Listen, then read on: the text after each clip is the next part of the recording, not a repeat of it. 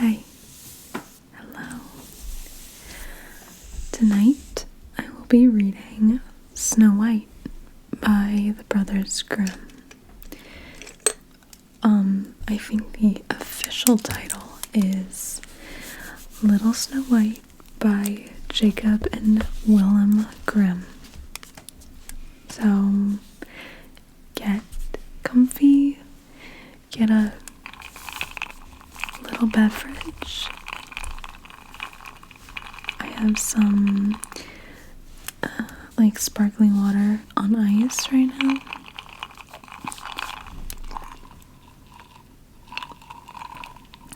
And yeah, grab a craft or get all cozy and join me for this short story.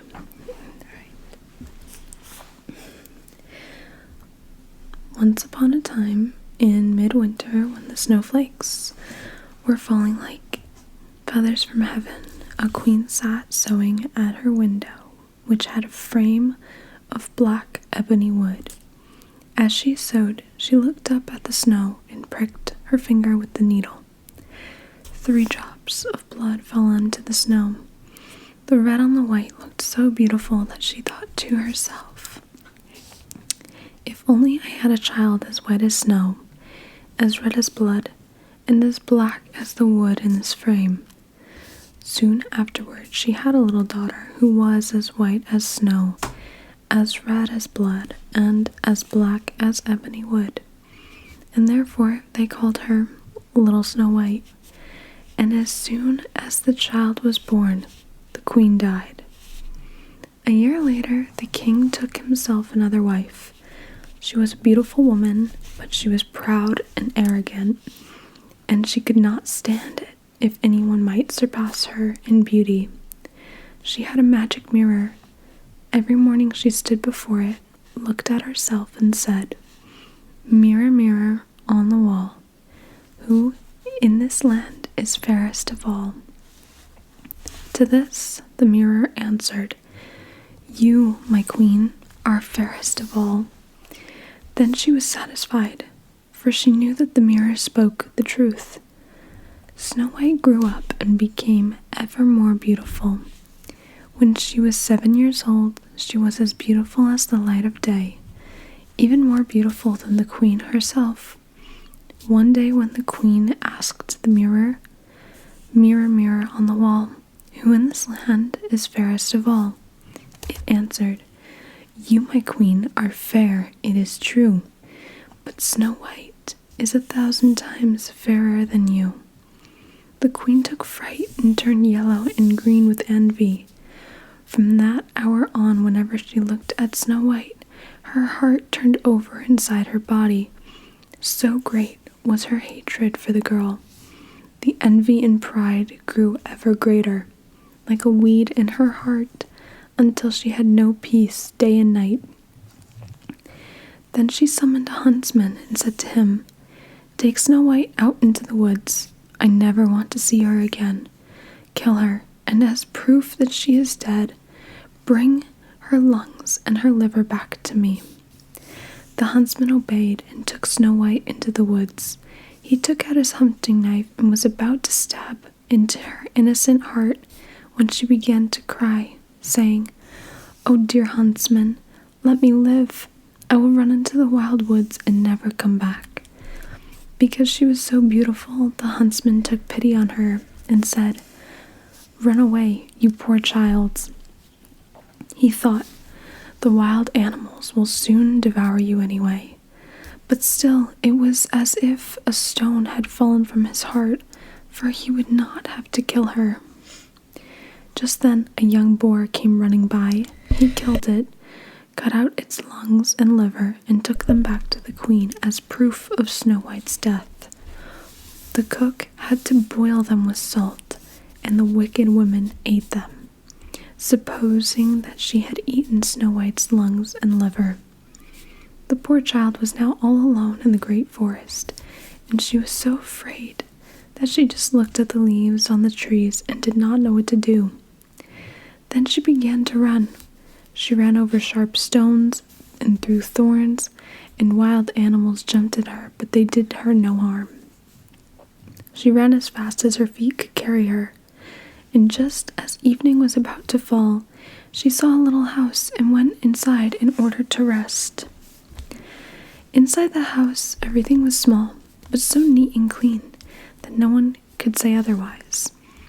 There was a little table with a white tablecloth and 7 little plates, and each plate had a spoon, and there were 7 knives and forks and 7 mugs as well.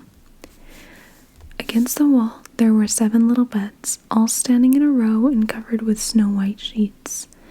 Because she was so hungry and thirsty, Snow White ate a few vegetables and a little bread from each plate, and from each mug she drank a drop of wine. Afterward, because she was so tired, she lay down on a bed, but none of them felt right. One was too long, the other too short, until finally the 7th one was just right. She remained lying in it, trusting herself to God, and fell asleep. After dark, the masters of the house returned home. They were the 7 dwarves who picked and dug for ore in the mountains.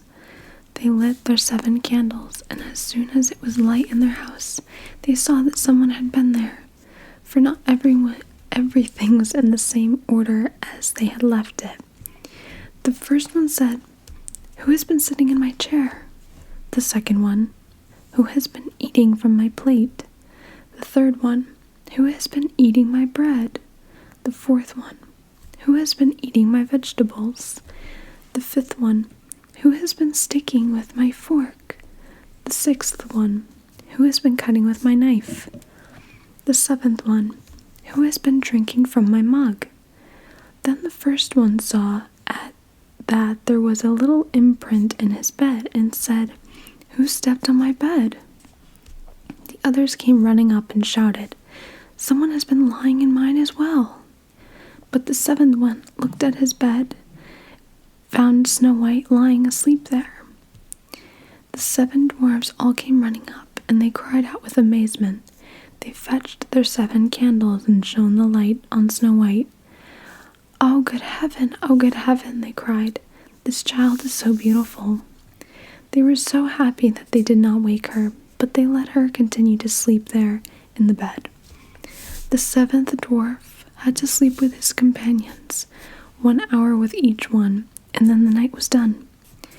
The next morning Snow White woke up, and when she saw the 7 dwarves, she was frightened, but they were friendly and asked, "What is your name?" "My name is Snow White," she answered. "How did you find your way to our house?" the dwarves asked further. Then she told them that her stepmother had tried to kill her, that the huntsman had spared her life, and that she had run the entire day, finally coming to their house. The dwarves said, "If you will keep house for us, and cook, make beds, wash, sew, and knit, and keep everything clean and orderly, then you can stay with us, and you shall have everything that you want." "Yes," said Snow White, "with all my heart." So she kept house for them. Every morning they went into the mountains looking for ore and gold, and in the evening when they came back home, their meal had to be ready. During the day the girl was alone. The good dwarves warned her, saying, "Be careful about your stepmother. She will soon know that you are here. Do not let anyone in."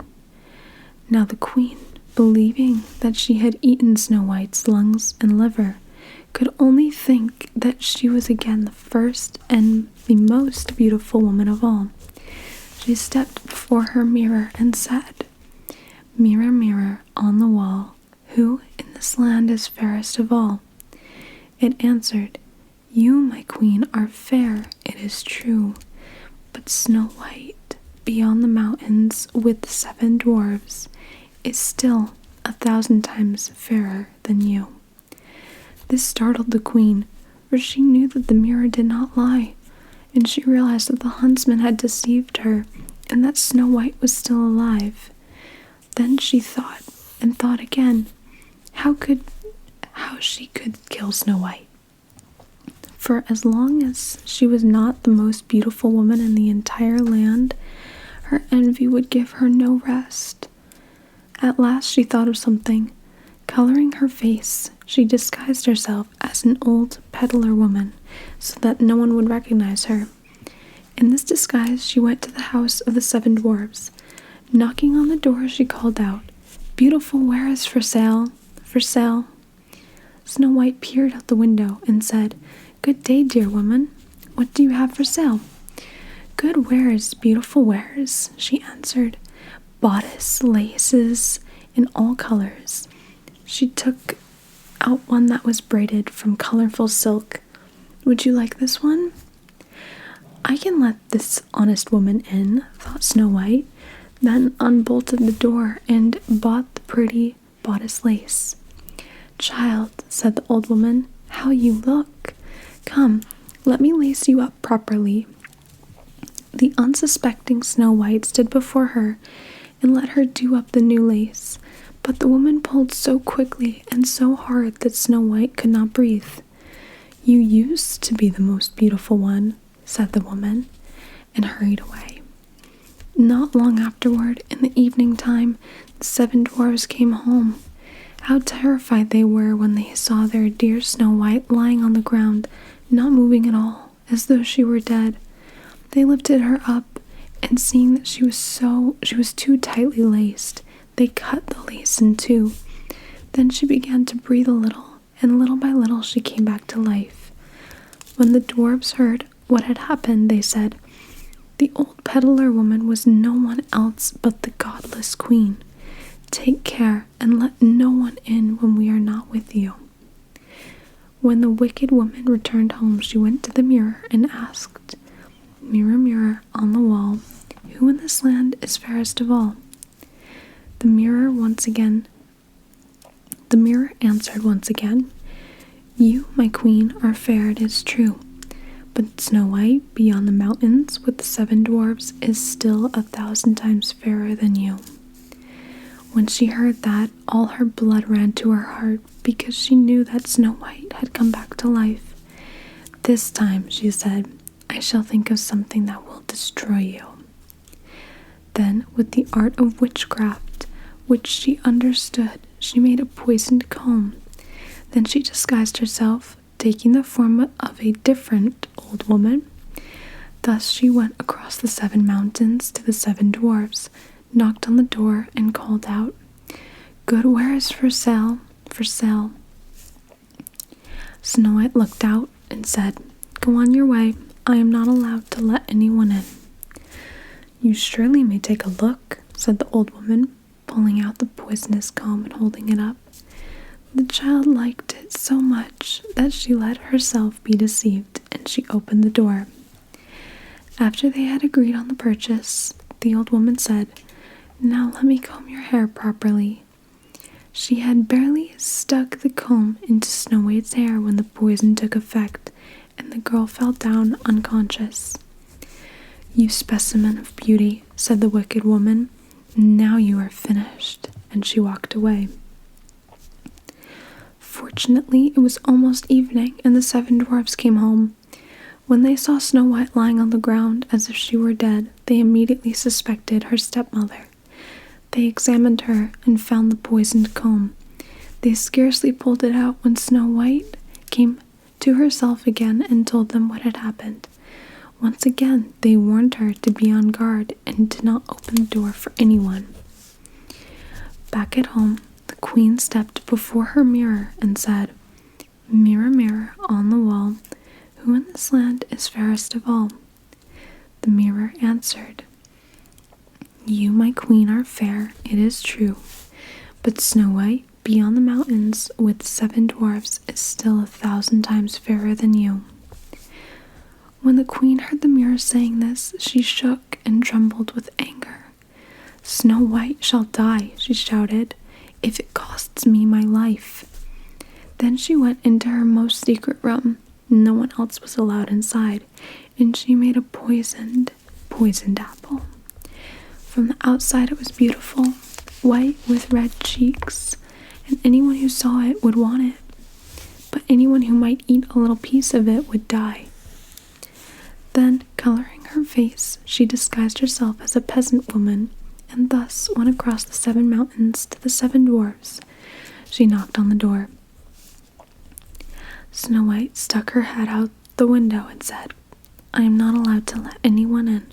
The dwarves have forbidden me to do so."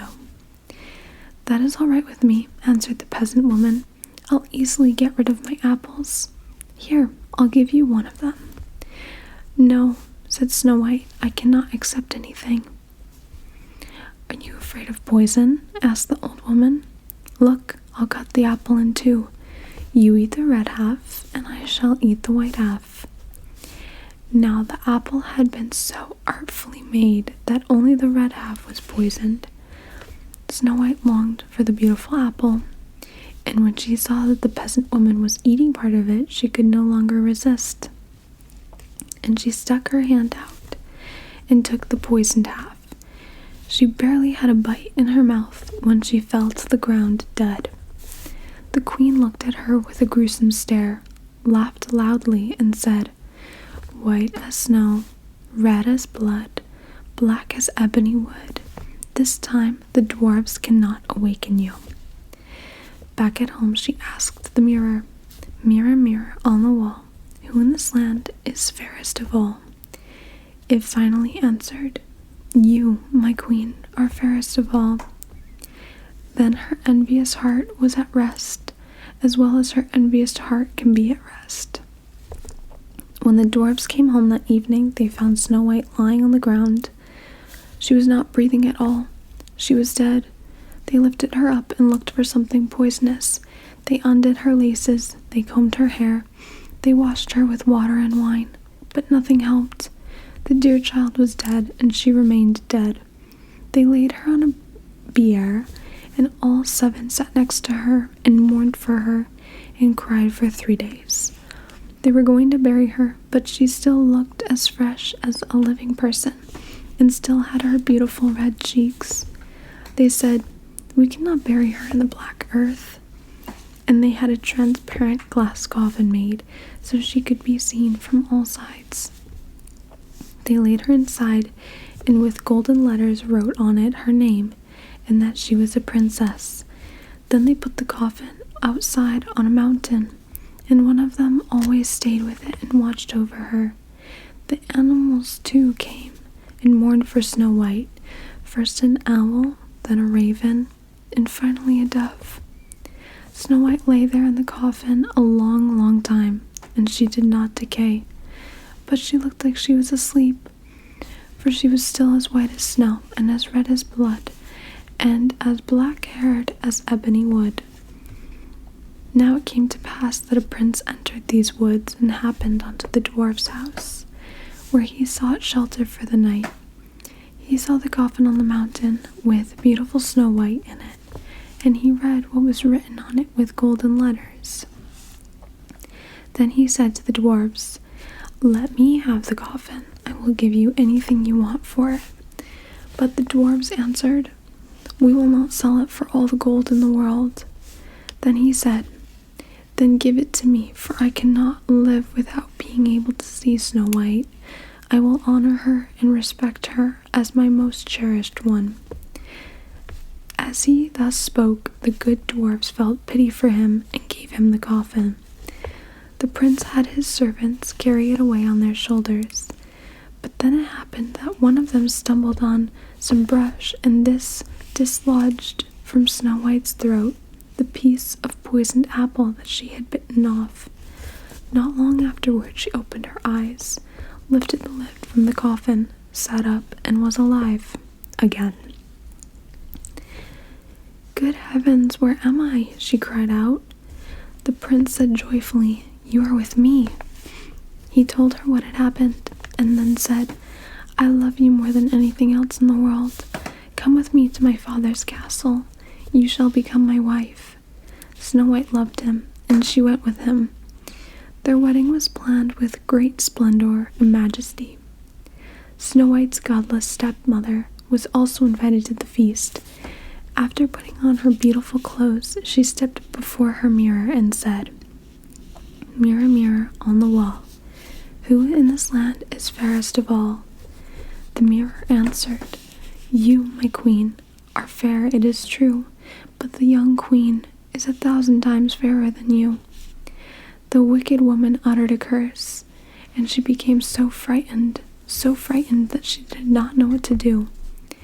At first, she did not want to go to the wedding, but she found no peace. She had to go and see the young queen.